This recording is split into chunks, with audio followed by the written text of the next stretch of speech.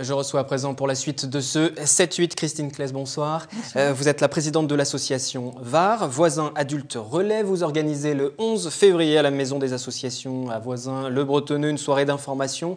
La violence morale, sachez la détecter. Et bonsoir à Chantal Paoli-Texier. Bonsoir. Vous êtes la présidente d'AJC contre la violence, association basée sur Morpa, et vous interviendrez lors de ce rendez-vous. Alors on va préciser déjà peut-être pour débuter justement ce sujet que vous allez aborder, la violence morale. Comment on définit la violence morale?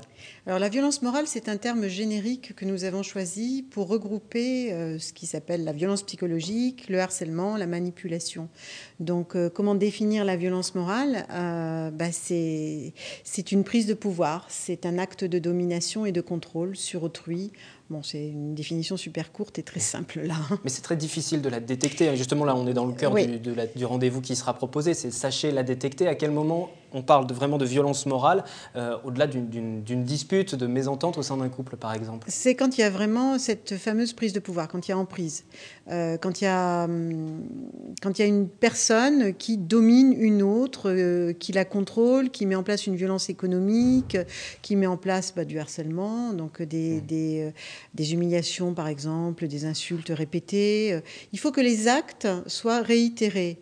Si on dit tout simplement « t'es idiote », c'est pas proprement parler un acte de violence si c'est pas réitéré avec une intention directe, une intention derrière de nuire. Quotidien, oui. Avec des privations financières, économiques, tout les pressions dont vous parliez, par exemple, on garde la carte bleue et on l'empêche le conjoint de l'utiliser. Là, on est vraiment dans le cadre. Ça, c'est des signes concrets qui peuvent alerter. Expliquez-nous pourquoi avoir fait appel à cette association pour organiser ce rendez-vous sur Voisins-le-Bretonneux. Parce que c'est pas uniquement le travail que vous menez avec l'association VAR. Hein. Vous intervenez sur un domaine beaucoup plus large.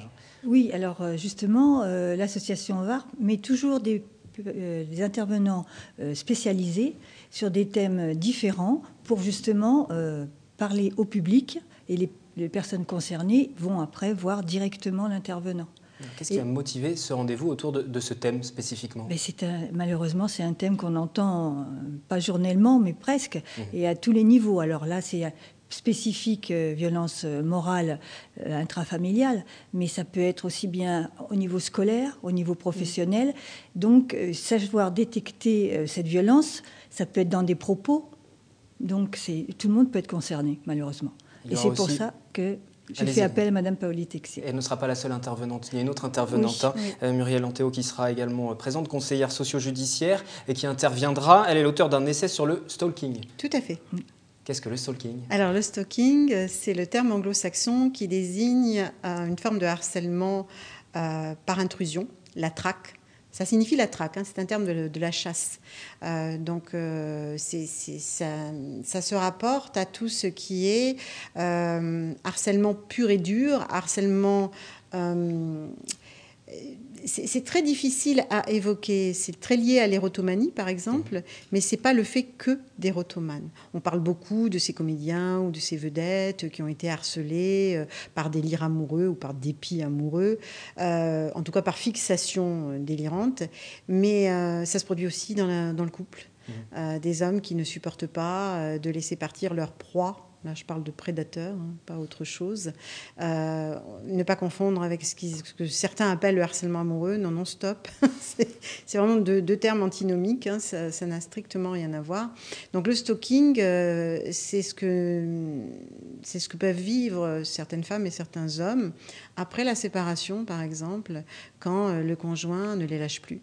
Fait le pied grue devant chez eux, les suit en voiture, intervient à leur travail.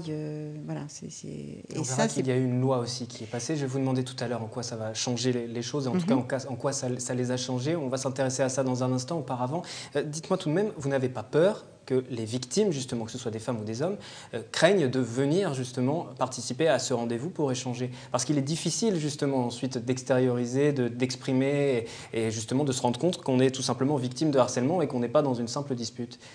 Alors, au moment de la conférence, c'est anonyme, les personnes viennent, on ne connaît pas leur nom, on ne sait pas du tout leur vie. Je pose cette question pour rassurer éventuellement les gens qui nous suivraient et qui voudraient venir à Voisins.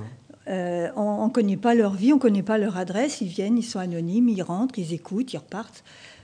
on ne sait rien de leur vie et on ne leur demande rien. Donc c'est ouvert à toutes les personnes intéressées. Et les personnes qui auraient vraiment un cas personnel, on propose justement des cycles, c'est-à-dire 3 soirées de 2 heures à une semaine d'intervalle avec Madame Palais-Texier et Madame Muriel Antero pour justement ces cas particuliers qui voudraient s'en sortir. Et le rendez-vous, donc, pour l'instant, est prévu le 11 février, si vous voulez y assister, autour des violences morales. J'en reviens à cette loi du 9 juillet 2010, date importante. Une loi qui vise à pénaliser les violences psychologiques et le harcèlement. Est-ce que cette loi, 2 ans après, même 3 ans bientôt après, a changé quelque chose ? Pas grand-chose. Voilà. Non, c'est une loi qui est très difficile à appliquer. Alors, je fais un distinguo quand même. Le délit de harcèlement s'applique peut-être un petit peu plus facilement que le délit de violence psychologique. Les procureurs préfèrent au délit de violence psychologique continuer à appliquer le délit de violence volontaire avec intention de nuire. Bon, ce qui me paraît, à mon sens, assez normal quelque part. Maintenant, le mérite de ces 2 articles de loi, c'est d'avoir nommé les choses. Du coup, ça devrait freiner un tant soit peu les agresseurs. C'est pas vrai, mais bon, voilà. Il y a eu des condamnations, il y a justement des cas concrets qui ont été jugés avec ce nouvel article de loi. Il n'y a pas eu du tout de condamnation au niveau du délit de violence psychologique. Ça, c'est le rapport sur l'application de la loi qui le dit, c'est pas moi. A priori, il y aurait eu des délits de harcèlement qui ont été suivis, enfin, où il y a eu des condamnations. Le rapport n'en fait pas mention, mais nous, on a eu des cas à l'association, donc on sait qu'effectivement, il y a eu vraiment des délits. Des condamnations. Et donc des délits, ceci dit. Exactement. Voilà, puisqu'il y a eu des condamnations, donc les fait. deux ne sont pas antinomiques. Journée des victimes, juste profitez de votre présence sur ce plateau. C'est le 22 février, journée européenne des victimes. Vous allez y participer. Cette journée va consister en quoi? C'est justement pour que les victimes s'expriment, pas uniquement des violences morales d'ailleurs. C'est pas vraiment pour que les victimes s'expriment, c'est pour que les associations qui luttent contre les violences au sens large, parce qu'il n'y a pas que la violence morale ou la violence conjugale, il y a aussi l'inceste. Il y a vraiment toutes les associations qui luttent contre la violence en règle générale. Il y a aussi la police et la gendarmerie qui sont présentes. C'est une association pour montrer qu'il existe des ressources. C'est surtout ça. Donc, elle s'adresse effectivement à tout public, aussi aux victimes, si elles veulent bien venir. Bon, c'est une manifestation. Qui sera organisée sur Paris pour le 22 février. Tout à fait. Alors, je ne saurais malheureusement pas vous dire. On aura l'occasion de le redire, mais en tout cas, vous y participerez. Je profite de votre présence pour le mentionner. Et puis, cette toute dernière question. Vous étiez déjà venu sur ce plateau à plusieurs reprises, mais la dernière fois, c'était pour nous faire part des difficultés financières d'Agissez contre les violences. Aujourd'hui, la situation va mieux? Alors, disons qu'on a bouclé notre budget 2012 et qu'on ne mettra pas la clé sous la porte en mars, comme c'était prévu initialement. Mais la situation reste très, très difficile parce que chaque année, les financements baissent alors que les dépenses augmentent. Voilà, c'est un calcul très basique, et qu'il y a toujours un découvert et que donc l'association, elle est sans cesse en danger.